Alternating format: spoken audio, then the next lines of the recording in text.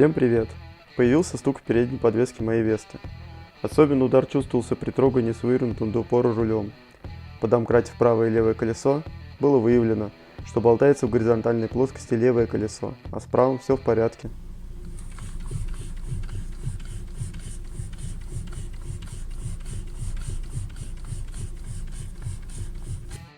Данная проблема появилась где-то на 100 тысячах пробега, но сильно ощутимо стало уже к 116 тысячам. При повороте руля вправо и влево ощущались удары.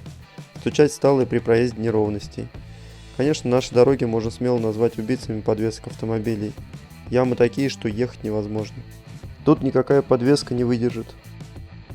Отогнав машину в сервис, была диагностирована неисправность левого рулевого наконечника и рулевой тяги.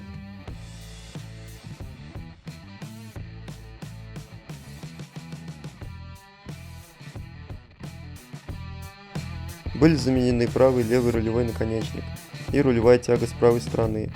Левая тяга в замене не нуждалась. После проведения данных работ обязательно уставляется сход колес.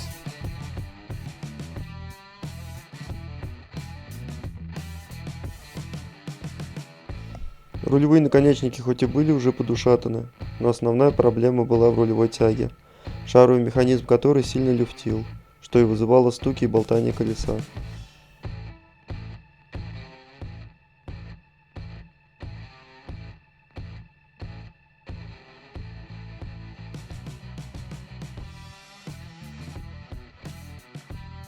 Рулевая тяга мне обошлась в 697 рублей, а рулевые наконечники по 470 рублей за штуку.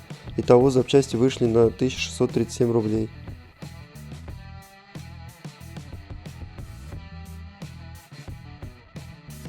После замены стуки ушли, подвеска стала работать как новая. Желаю вам, чтобы машина вас никогда не подводила, и удачи на дорогах. Всем пока!